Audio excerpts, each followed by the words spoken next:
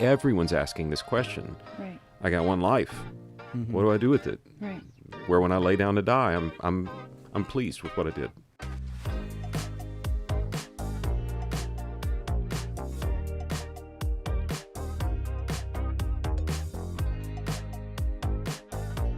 Welcome to A Higher Purpose, a Vanderbloemen podcast. My name is Brett Connolly, one of the hosts, joining me every week, every episode. My co-host, my friend, Sarah Gonzalez. How are we feeling? We're here. Feeling great, Brett. It's finally happening. I'm so excited. First episode. Yeah, it's incredible because the mics are hot, the cameras are on, the lights are blinding, but we're here. We're here. There have been so many Zoom meetings in preparation. There have been so many Google Docs to get this started. We didn't just decide to do this today, but we are thrilled to have our very first guest. It only made sense. I will say that this individual's last name is a part of the podcast name, and his last name is not Purpose. It is William Vanderbloemen. William, thank you so much for spending just a few minutes with us to talk about the podcast, the heart behind it, the why now. So if you wouldn't mind just telling us a little bit about that. Yeah, it's super glad y'all are here, and you're smart and make better decisions than I do on these things. So that's part of why we're here. We need to, this can't be about me. We need to pass this off to newer minds, younger thought. And I'm just so excited that we decided, let's do something a little different. We were kind of right place, right time with our first podcast. It was 8-9 years ago now. So podcasting was infancy, right? And we did that to talk to our clients, people who run organizations, who are the hiring manager of an organization, the pastor of a church, the headmaster of a school. But over the years, we've realized, oh my goodness, we have so many people that are trusting us at a crossroads in their life. I'm thinking of making a change. What's my next step in my career? I'm thinking I could be better if I were in a different role. What would it look like to move into different roles? And there's hundreds of thousands of people who have trusted us with that crossroads in their life. I mean, you guys had the idea, but the thought, I think, is, how do I steward this one life I have? Like, I'm ancient. I'm 54, but I remember when I was a lot younger, somebody said something that really hit a chord with me. It's like, now this is gender language, so let's pull the gender out. But the quote was, a boy becomes a man when he begins to consider how he will be remembered. Mm-hmm. And I think, thankfully the pandemic's pretty much in the rear view. It's 4 years ago. It's been a while, but I really think one of the silver linings of that really awful time is people started to say, what am I doing with my life? Yeah. What am I doing with my life? And this is not a podcast about what you should eat or sleep or work out, but like professionally, does it have to be punching a clock? Right. Does it have to be the 9 to 5, or could I do something where I'm really good at what I do and it's adding value and it's leaving the world better than I found it? Yeah. And those sort of foundational questions that we have had phone call after phone call. I mean, both of you have had these phone calls with people, and they really are just, they're being so vulnerable, letting us in, like, what do I do next? So my hope is in this podcast, we can talk about how do I steward this one vocational life that I have? Yeah. And I use that word like pretty intentionally. Not how do I get the best job, but how do I go to vocation? And a lot of people in ministry know that word, but a lot of people don't. It really means, what's my calling? Yeah. Vocation is what's spoken into you. There's something inside everyone listening to this podcast that can be uncorked and used 9 to 5 in a way that'll be fulfilling and leave the world better. And my hope is this podcast will help people steward that one life they have so that they're using it for a higher purpose. Yeah, that's good. That's really good. And one of the things I love about working at Vanderbloemen is, I came from the church world, worked at a couple of good-sized churches, and everyone likes to talk about agility. But I lived it out where it wasn't really agile. We talked about it, but there wasn't necessarily always the follow through. And we hear that sometimes with people that we're interacting with. But I love being able to work at a company where we practice agility. Yeah. We've seen, hey, this is a need as we're having continued conversations with younger candidates and churches looking, or faith-based organizations, or organizations looking for younger candidates. There seems to be a little bit of a gap. So it's like, we're not selling. How do we serve? How can we fill that gap? Yeah. And be agile to come alongside. And because we get to see the underbelly, we get to see the behind the scenes, Yeah. and we see trends, and it's like, let's meet these people where they are. Yeah. I had a and call yesterday from a guy I hadn't talked to in a while. I've known him loosely for 10, 12 years. He's in ministry in one form, and he's doing really well. And he said, I almost didn't make this call, and I knew what the call was. He's thinking of making a change, but I only do it because so many people have trusted, and he was so vulnerable. And I won't say his name. We'll call him Brett. Brett, first of all, golly, I'm humbled you would let me in this little space in your life. And it's those conversations that we want to scale with this podcast. We want to have the conversations where people are like, how do I know I'm doing what I'm supposed to do? How do I max out the talent I have? How do I go to bed at night saying, I did a day of hard work and I feel good about it? That's all. Yeah. I was telling someone this morning, I was like, kind of in a nutshell, what I think this podcast is on YouTube, there's the guy that he's like, I'm the dad for the people that doesn't have dads. It's like, how do you tie ties? How do you change a tire? Like, I feel like that's kind of my hope for this podcast is people going, I'm young and I'm juggling these plates that I've never juggled before. That's right. right. And I don't know what to do. Yeah. And I've kind of heard this and that, and I'd love for there to be kind of a hub.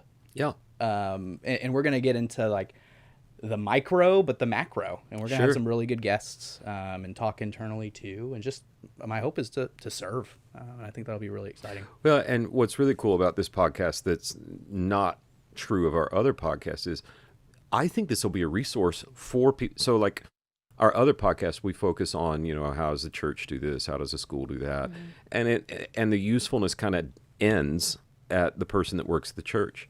But this podcast, I mean, think about when you were doing student ministry, if there were a podcast you could point your high school seniors toward. That's right.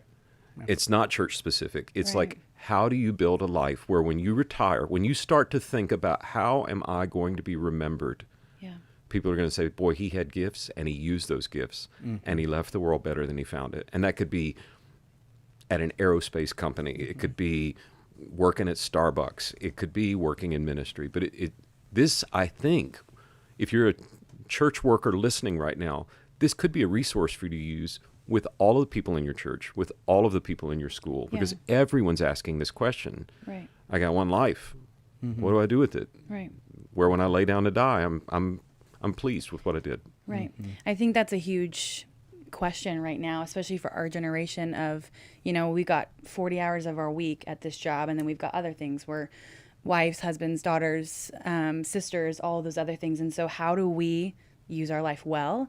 And I wanted to ask you, since you've been in the business world, the church world, other things like that, how did you balance being a father, a husband, ministry, business, all of the things while keeping your purpose still? I don't know if I have. I don't know that I have. I think first of all, I think the idea of a work-life balance is a myth. Okay, yeah. At least on a daily basis. You'll hear people that are work-life balance experts say, I come in at 9 and at 5 I turn off my computer and I am going to balance my life and be with my family. You're also probably not going to be in a growing organization. So like church workers, there are probably a few listening to the podcast. Is there work-life balance the week before Easter? No. Right. But that's a sprint you have to make. And you might not get to your kid's soccer game that week. Okay, fine. Yeah. And then you balance it later. Like work-life balance is a holistic equation, not a day-to-day thing. That's right. And I'm still learning as I go, Sarah. I really don't know that I have it down. I can tell you the mistakes I've made.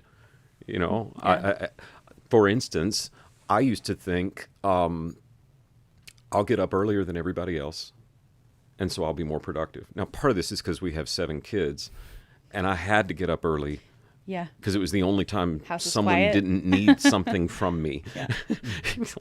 What is it? Brennan Manning said, devotional time with the Lord is like manna from heaven. It disappears with the dawn. That's exactly right.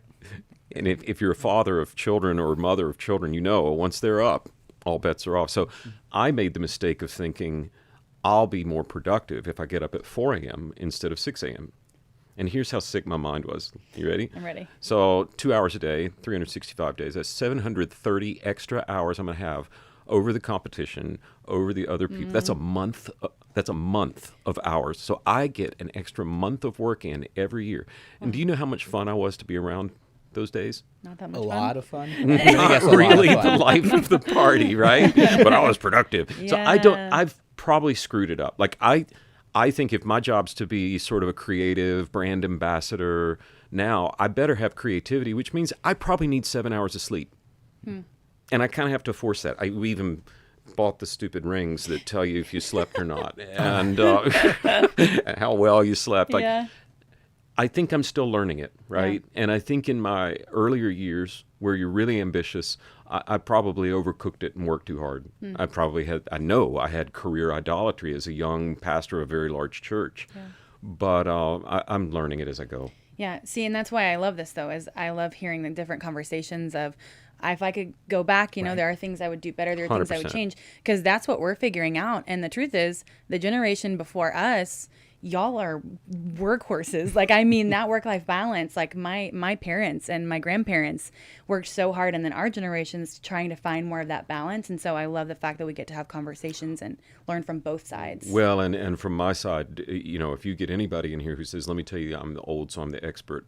No, learn from my mistakes. Sure. Let me pay the stupid tax for you. There's no reason for you guys. So if there are things I can tell you that, oh, I wish I had that one back. I could have stewarded my life better. I could have stewarded my career better. Then Yeah. hopefully that'll help. Yeah, absolutely. Would you say that's kind of your main takeaway? Like, if you're like, man, if I could have a mulligan, and Yeah. start back over, insert age here. Yeah. Would you say that's kind of the key component, kind of the root, or would you say, I wish I would have zagged here if I'd have done it a little differently? I think there's value in learning from your mistakes. I wouldn't trade anything. I mean, the mistakes are in the past; they're done. So Jesus forgives, and you Right. can move on. Are there things I would advise people learn from my mistakes? 100%. The other reality is, if you really want to accomplish anything significant in your career, it's not hard. It just takes hard work. Yeah. And if you work hard, it's amazing how quickly you'll stand out in the crowd, because most people don't work hard. So, yeah. Yeah. It's really good. I have students always coming back to me and saying, man, I just had this awful internship or this terrible experience. And I was like, I think I learned more from the bad internships than Sure. the good ones. Yeah. It's like, when I'm in that chair, I don't want to do that. Yeah. And I think that's just as valuable, if not more Oh, valuable. it's true in job interviews. People are like, I don't know if I should interview. I think discovering your vocation, your higher purpose, is often found in what I call negative relief. And what I mean is, photographers know what I'm talking about when I say that. It's discovering what doesn't work so that you can then go do what does. And early in your career, our daughter, last night, getting ready to graduate college, she's probably going to get a job offer today. Dad, what do I ask in the last of the job? What should I know? I read the Glassdoor reviews, and I'm like, well, first of all, I think only crabby people fill out reviews on Glassdoor, so don't take that for what you like. Read it with a grain of salt, right? But I said you're probably getting into it's a past startup phase. It would have been like coming to work for us 10 years ago.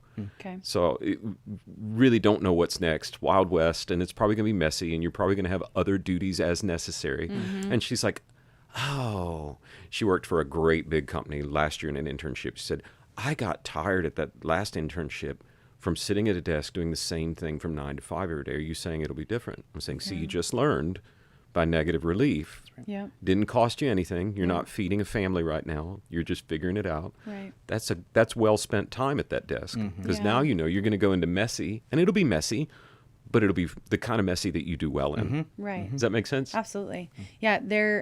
I was going to ask you, I know you have kids graduating college and things like that. What's your number one piece of advice? I'm sure you have tons of wisdom to give, but somebody fresh out into the workforce, what's your biggest piece of advice for them? Vocational advice. Yes. First as they advice navigate. is remember Jesus. Yeah.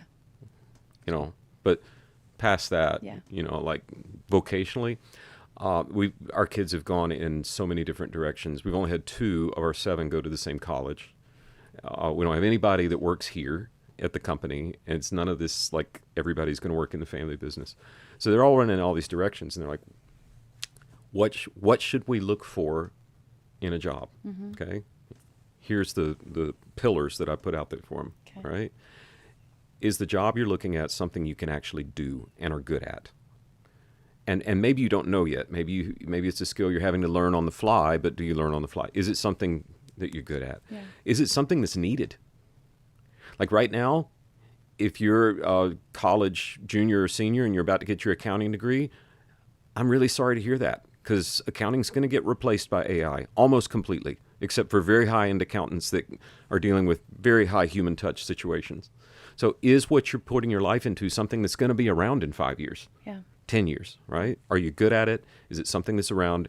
Is it something, and I say around, is it something the world needs? Like, Right. is there a market for what you're doing, right? Right. Probably if you're going to go work for a direct mail company, not a good idea. Direct mail's kind of on the way out if you hadn't caught that, right? Yeah. So are you good at it? Is it something the world needs? Can you make a living doing it? Yeah. I have so many friends. The Lord said, take no purse, take no bag, like, just I will provide sort of thing. Yeah, that's right. But you know what else the Bible says? The man who doesn't provide for his family is worse than an unbeliever. If you're thinking about your career, you do need to think, can I feed a family doing this? Yeah. Because that's your first parish. Unless you're called to a life of celibacy and singleness, which is totally fine. Paul did it. Jesus did it. There's pretty good, two pretty good guys. Pretty But good guys. is it something you're good at? Is it something the world needs? Yeah. Is it something that you can feed a family doing, right? Yeah. And then finally, is it something that will leave the world better than you found it? Right? And that's a really valid question.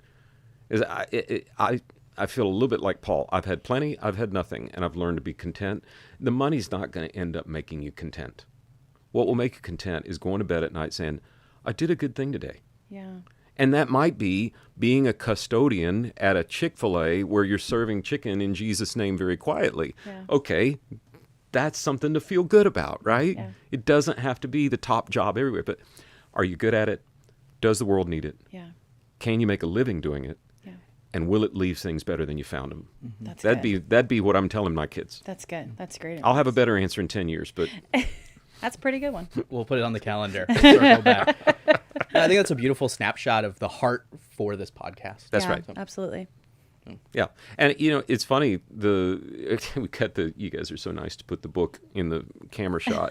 But the biggest seller for this book right now is schools buying for seniors. Yeah. Like Yeah. hundreds of them. Like Yeah. it's a school called, we want 600 of those books for our seniors, because it speaks to, it's not how do I go into ministry or how do I stand out? Right. How do I, no matter what field I go into it. And Right. my hope in this conversation is that you guys are going to introduce a whole new generation of people into what it means to Right. discover those pillar questions about how I'm going to spend my life, discover how to stand out. And we can kind of, scale out those conversations that we get to have on a one-on-one basis Yeah. to people we don't get to talk to every day. Right, which is awesome. And I grew up in a Christian home and wanted to do ministry. I studied ministry in school.